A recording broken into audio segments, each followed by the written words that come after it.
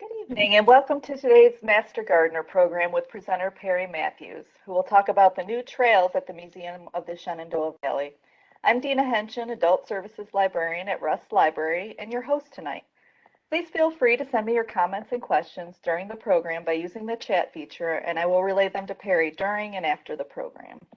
Perry Mathewes is the Deputy Director of Museum Operations and Director of Gardens at the Museum of the Shenandoah Valley in Winchester, Virginia.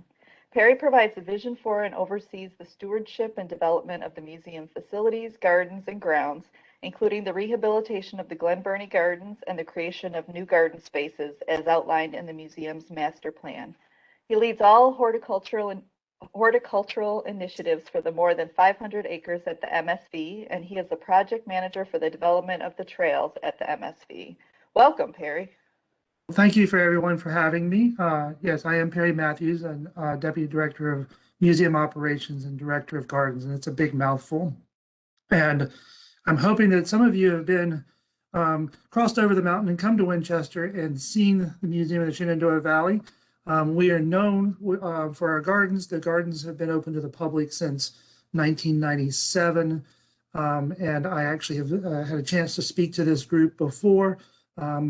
And talked about our 7 acres of formal gardens and the house that it surrounds. The house dates back to the 1790s, and all the property belongs to the family of James Wood, who was the founder of Winchester.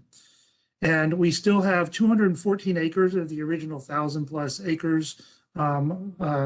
So with this 7 acres of formal gardens, in 2005, we opened up a galleries building, which features a museum space for both art and cultural history of the area.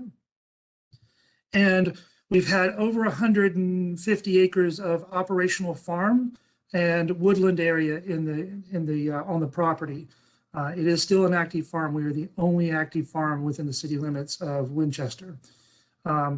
So in 2013, we unveiled a new master plan where we were hoping to sort of take advantage of the land, because the little pointer here, I'm showing the museum and the formal gardens were just in one little corner of the property.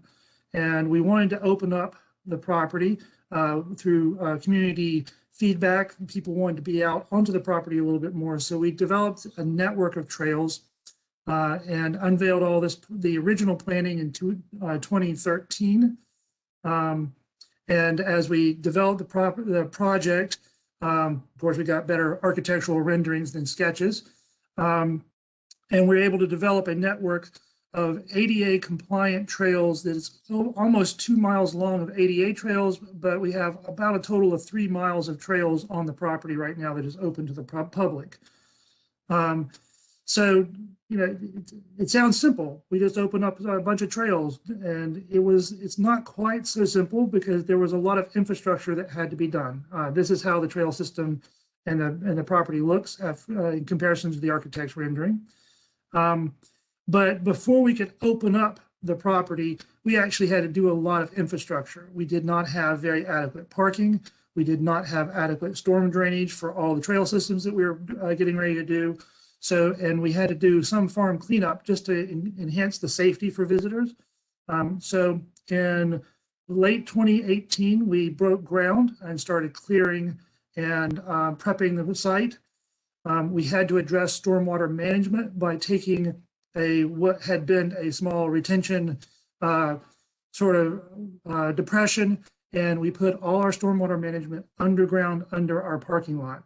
So in these photographs, you can see we had to dig a 12-foot pit and line it with these sort of drainage systems, and then we put permeable paving over the top. And then, of course, we had to build a brand new entrance road. This actually goes back to the architect Michael Graves' original vision for the museum gallery building itself. And we wanted to bring people in over the sort of the farm site as they approach the museum, instead of approaching through the back side of the property as it had originally was operating at the time. So by the end of 2019, we had, you can see the large parking area now that accommodates all our stormwater management. We were able to clean up a lot of the farm operations. we were able to sort of prep some space.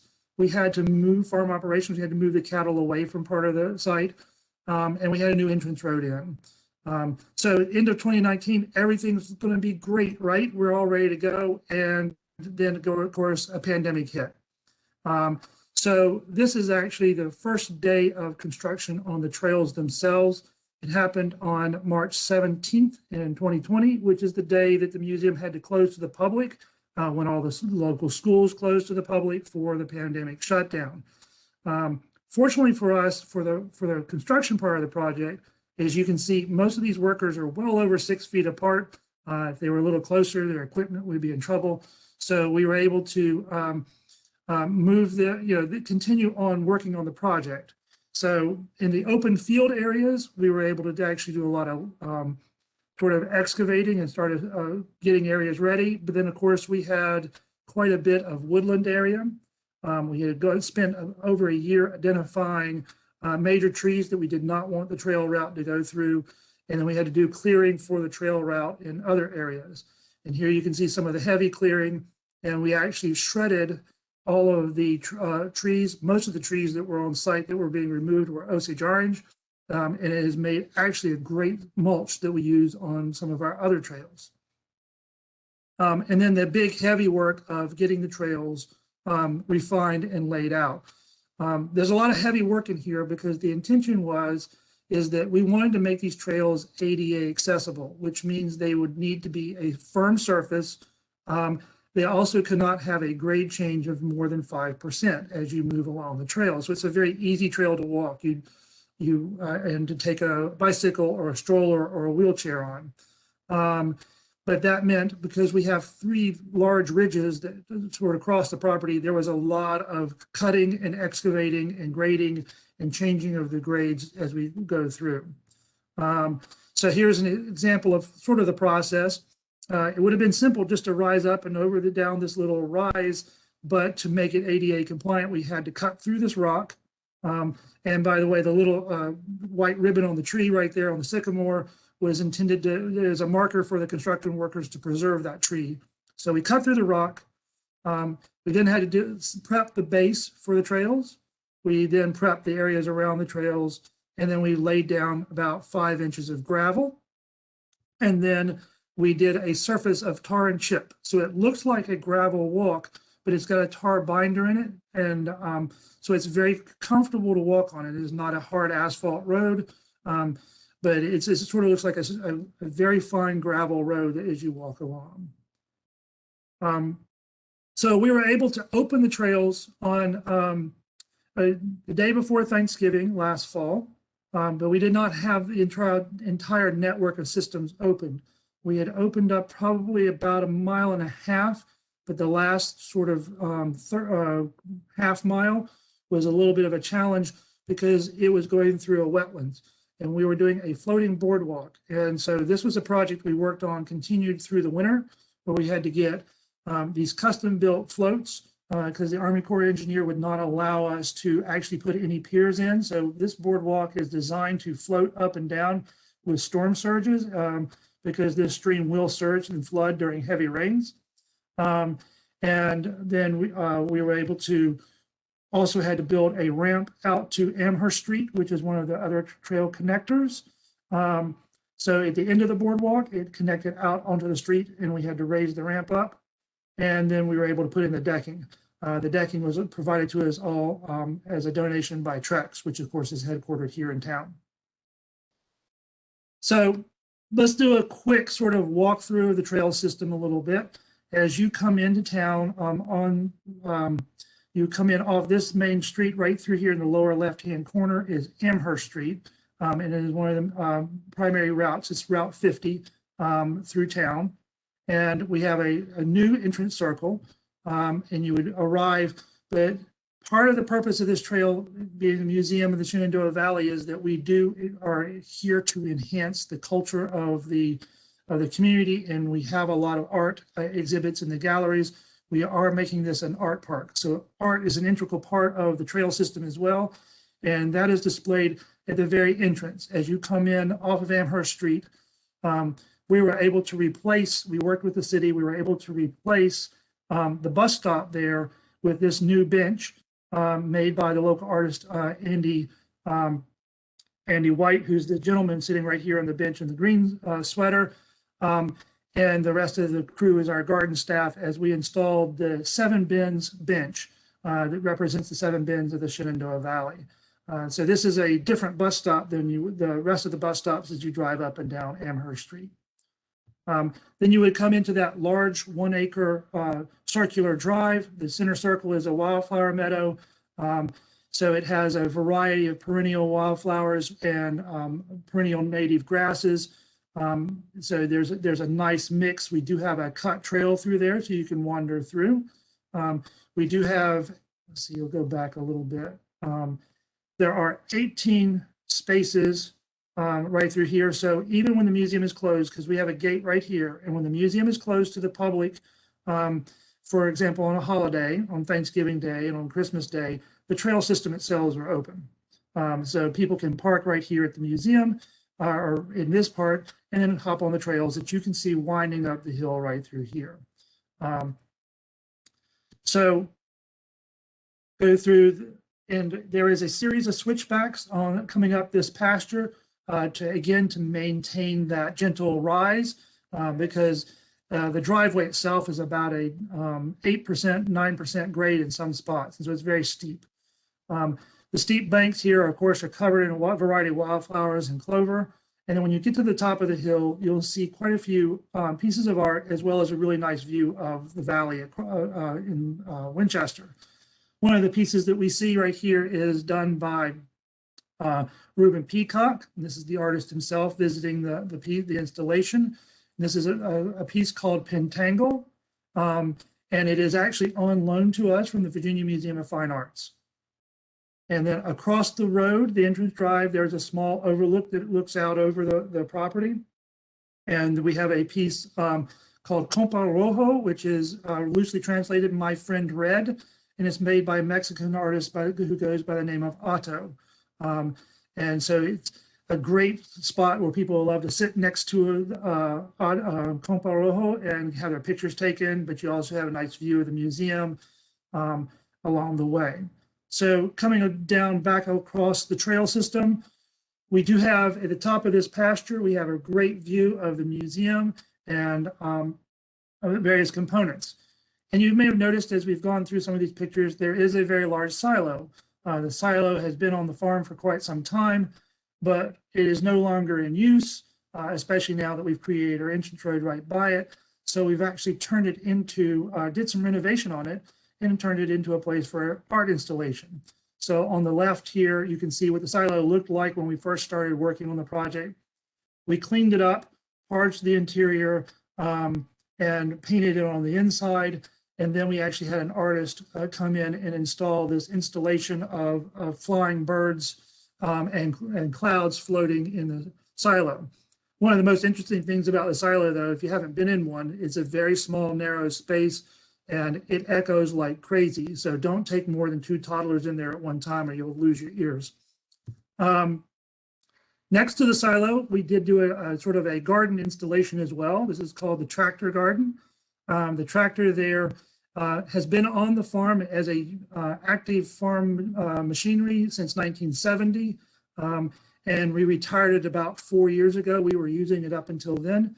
And then what we did is we planted about 900 grasses, about 6 different varieties that will sort of billow out behind the tractor and give you sort of a sense of when the grasses are starting to turn sort of that tan color late here in the late summer. It gives that sort of effect of a dust sort of flowing up behind the tractor. And so here's some of our staff and volunteers getting it planted originally last spring, or yeah, it was late last summer when we first put it in. And so we've had about a year for it to go into play. Back up on the trail, though, if you're moving along the ridge, you'll find this sort of circular set of stones, a standing stone circle here. It does overlook the museum a little bit further along. And so, of course, a lot of people will say, oh, it looks like Stonehenge, or we get a lot of comments about Outlander. and a lot of other questions about it. And what it is that all these stones were, when we created the brand new entrance road, these stones were left over. They were very large stones. We worked with a contractor and had them bring them to the top of the hill. And we selected some of the more interesting shapes. You can see the one in the upper left has a really natural groove right down the middle of it. And we asked the equipment operators, I flagged out where I wanted stones to be. And I said, go to work. You're an artist today. You're not an equipment operator. And so they had to install the stones. And the only parameter was, I want people to be able to climb on it and not have the stone fall over. So they buried most of these stones in there. We had one stone that was so big it required 2 bulldozers to push it up the hill. As you move down this pasture ridge trail here, there is a natural stopping point behind the image of your viewpoint right here. There's a small bench where you can stop and take a rest. And to the left, you'll see a cut through the woods. We created a formal alley of oak and hickory. And so it is a sort of a formal feature in this natural wooded area. It is kind of hard to see in with the pasture being so high, but there is a ridge of stone right through here, and it runs all the way along the meadow line. And this is our nod to a traditional English landscaping style called a ha-ha, where you would create a retaining wall. Originally, the ha-has in England were created to keep wildlife away from a house, but you didn't want to have fence lines showing. So this was just a natural retaining wall. So from the top side, it looks just like a little bit of stone, but on the bottom side, it's about a 6-foot drop. And this was all made with leftover stone from the road excavation as well. And then to the right, you'll notice there's a series of mounds here. And again, this was recycling some of the construction material of when we excavated out the entrance road. But our landscape architect created this idea of mounds. They really don't have any inherent meaning. People sort of apply all sorts of meanings to them. But the most fun part of it is the kids really love playing King of the Hill on them. So we have this wild meadow that we mow once or twice a year. This was done before this summer's sort of mid-season mowing. And at the very end of it, there's this large circular area. It was intended to be a place where we would display a large sculpture. But as we started laying out the trail, these 2 Osage oranges on the left were such spectacular specimens. They were old, they're kind of beat up, falling apart in a little bit, but they look almost like a live oak. And we decided to work the trail system around them and hold them in place. And it has become sort of a natural jungle gym for people. Now, Osage orange, as you probably know, has a lot of heavy thorns, so it actually limits the height that the kids can go once they get up into the branches, but we cleaned out the underside. And of course, we created some seating for grandparents and parents to sit while the kids run around. So here's an aerial view. And what we have just done so far is we've come up through the top of the hill and come down this open pasture area. And here's a good view of the, to the left here, you can see this string of rocks, that's the ha-ha.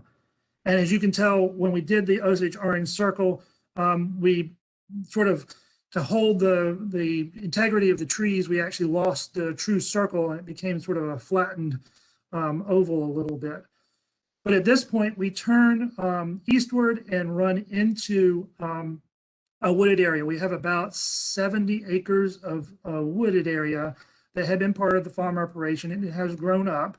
And so we have been able to open up the trail through there, and it winds back and forth through the woods so people can get an open experience on maintaining or seeing an open pasture area. They can still see our active farm, and then they can move into the wooded areas here.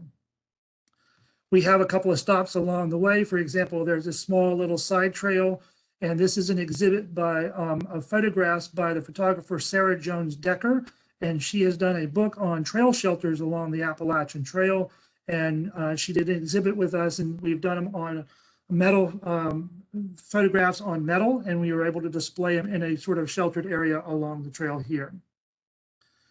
As you move a little further eastward, we do actually have a third gate that exits off the property. This goes out into the neighborhood behind the museum.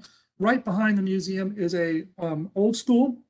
It's now being used by the school system as an innovation center for a lot of STEM programs, and the water treatment or the water facilities for the storage. There's a big water tower right behind our property as well.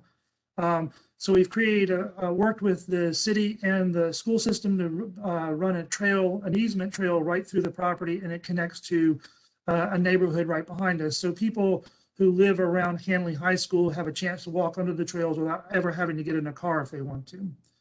And then we did have to, because of that water tower that's right behind our property, whenever they flush the system, it actually flows through our property. So we had to account for the periodic flooding. And so we have a couple of bridges that traverse the trails.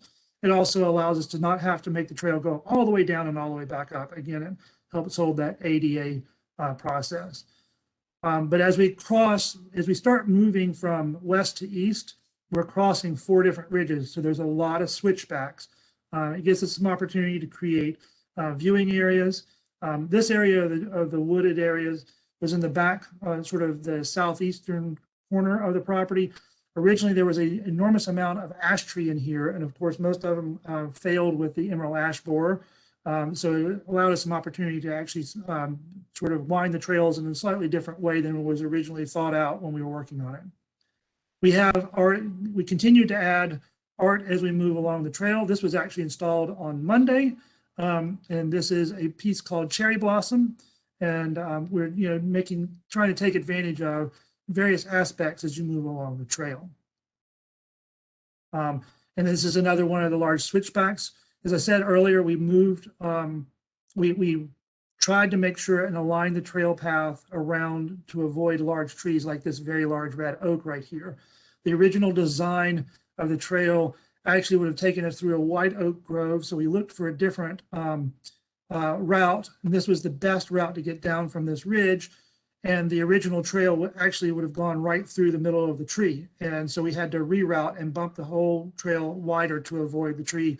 And it just creates this nice gentle slope as you swing around. This photograph was taken from a small mounded hill, and then right behind this hill, we will have, there is a large walnut tree, and we were in the process of working on a design for a tree house that you access from this mound out onto the walnut tree. We're still working out all the details. Tree houses sound fun and simple, but to make them safe for the public, there's a lot of engineering involved, and it's engineering of making the tree house safe and at the same time making sure it protects the tree as well. So it's been a process, and so it's just not as simple as going out and slapping up a few boards around the edge of a tree. But as you sort of continue on down, there's a series of meadows on the east side of the property as well. And this was sort of an open area that had been maintained as cow pastures for many years. Then for a while, we used it as overflow parking for some of our really large events. And then as we approach the wetlands area, we have about 3 acres of wetlands. We've created this small weir garden. There's a stone row, a weir, a little sort of line of stones here to sort of slow down any water flow, because remember, this area can flood. And we have just sowed in a wildflower meadow this spring. So right now, the annual Rudbeckia are just popped up and going like crazy. And it'll be a very nice display for the summer. And then the perennials will start to fill in a little bit later. And then that takes us back down to the wetlands where the floating boardwalk is. This floating ring is about 70 feet across, and it is, because it's so low to the water, we were able to not have a handrail. So you actually get a good view of all the wildlife in there. It's a very shallow area for the most part. There's a couple of deep spots, but it's not unusual when you come down here to see quite a bit of, we have a lot of ducks, a lot of small fish, a lot of frogs. But you also see a great blue heron pretty regularly. We have a kingfisher that works the area pretty often. And then there's a lot of nice wildflowers along sort of the water edge. Today I was out there, there was a lot of ironweed out there looking really nice. So that's the main trail. And then we also have created a lot of turf or mulch trails off on the side that go through a lot of the wooded areas. This is a trail that takes you down to a large white oak. And if you know your plants, we have a lot of invasives in the woods. And so you're seeing on either side of the trail, it looks really pretty right now, but this is Japanese stilt grass. And to the right, you can see also some wineberry. And we have an enormous amount of, acres and acres of Japanese barberry in here. So we're going through the woods. more often in the winter than not trying to identify really spectacular specimen trees like the chinkapin oak on the right or the big oak on the chinkapin oaks on the left, and on the right is an oak that we're having a debate about because it was misidentified initially as a swamp white oak. Someone else thought it was a chinkapin oak, but we think it actually might be a hybrid oak, and so we're actually trying to do a little keying out on it right now. But we've gotten trails taking you to these various locations, or we're working on them. We are looking for natural features like this wonderful ravine that you can go down. So this was a trail that we started in last January, and it took us about 2 weeks to create and clean out the ravine enough to make it passable and bring down all the mulch to actually create a mulch trail there. And it's actually, on a day like today, it was one of the cooler spots in the garden or on the property. Our staff does a lot of work, but we also do have volunteer groups that come in. So this is a local company, Carmoose Industries, which is actually an international industry, but they have a quarry just north of town. And they donated a lot of the stone for the trail itself, but they also donated a lot of labor. They came out and helped us lay out a fair amount of the mulch on the upper half of that ravine trail last winter. And then we also have other groups helping us clear the invasives. This is the Virginia Master Naturalists, and they were helping. You can see the pile of barberry and vines that they have ripped off this hillside, where we can't get heavy equipment in because of the delicacy of the rocks. There's a lot of moss-covered rocks there, and of course, there's a couple of people enjoying the wonderful spice bush on the backside there. So the trails are open. They're open every day, and they open from 7 a.m. in the morning until dusk. So of course that changes. In the wintertime, it's close to 5 o'clock. In the summertime, in the height of the summer, it's about 9:30 before the trails close. People use it for a variety of reasons. We see cyclists, runners, people who just walk, bring your family. It's a great place to come and enjoy a variety of, you can do bird watching. There's a lot of great plants here. There's all sorts of things to come and see. And it is open year round. So that means even when it snows, if we can get a staff member here to open it up, we do open it up so people can enjoy it even on cross-country skiing. And so that's sort of a general overview of our trail system. We will continue to add more trails, and we will have a network. And I think that's one thing that we are finding is that there is a singular linear trail, but there is a whole myriad ways of getting on and off the trails, and there's a network of interlacing the woods. And so if you want a very gentle walk on an ADA trail, it's accessible. If you want something that's a little bit more rustic, it's also accessible, or a way to explore our wooded areas. And that's sort of a good overview. And I think that's about all I have. Are there any questions that wants to pass forward to me? I had a question from someone. They wanted to know how long you had been at the Museum of the Shenandoah Valley and where you had kind of got your training and background from. Well, let's see. I've been at the Museum of the Shenandoah Valley since just in 2013, so I'm almost 8 years in now. So I came just as my first day on the job. Actually, I started the day after they unveiled it, but I was there for the unveiling of the master plan. So basically, I was hired to sort of implement a lot of the master plan that's in place here. I came here from, I've spent 10 years at Norfolk Botanical Garden as the education manager there. I've also worked at other historic gardens, Virginia House in Richmond and Tryon Palace in New Bern, North Carolina. So a lot of my experience has been working at mostly public gardens, and I've been doing it for over 30 years now.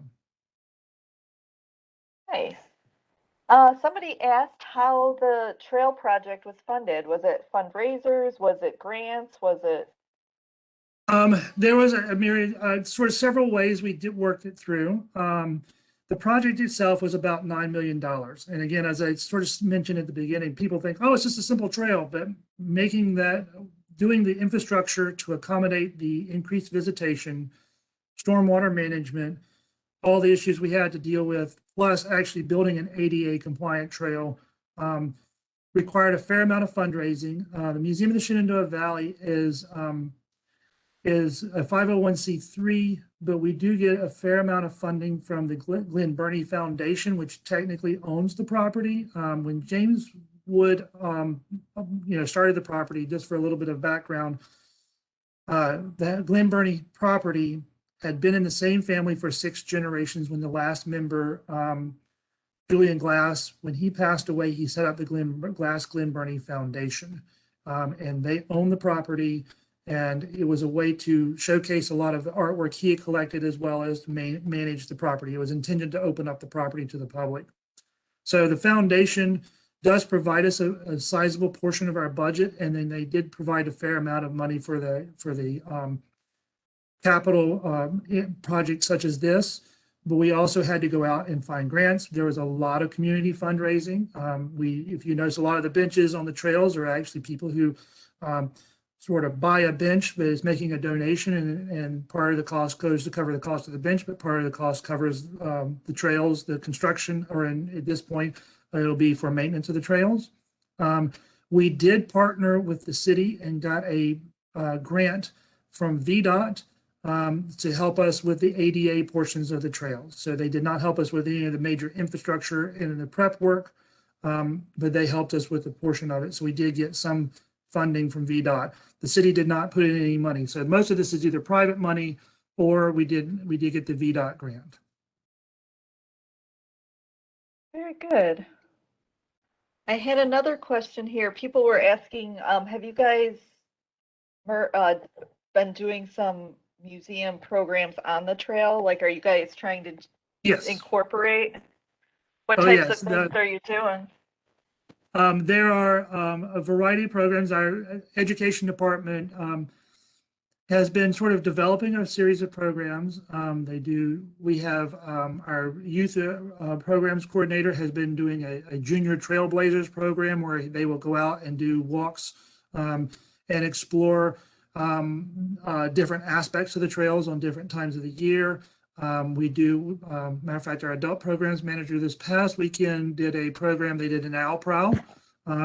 So they brought in an expert with an owl. She did bring in a screech owl on her own so they could see it. And then they went out. This was in the dark, so they had to have flashlights and everything. So it was last Saturday night, and they wandered through, and she was able to call some owls, and they could hear the response calls, but they never got to see an owl in the dark, but they were able to hear the owls out on the trails. So we have some programs that they're working on, and it is, I think, the trails just opened last winter, and so we're really starting to get our heads wrapped around all the opportunities we can do with them. But we're seeing a lot more people use it that way. Wow, that's great. I am looking to see if I have any other questions. Let me check. If anybody has any questions for Perry, let me know. Put them in the chat box.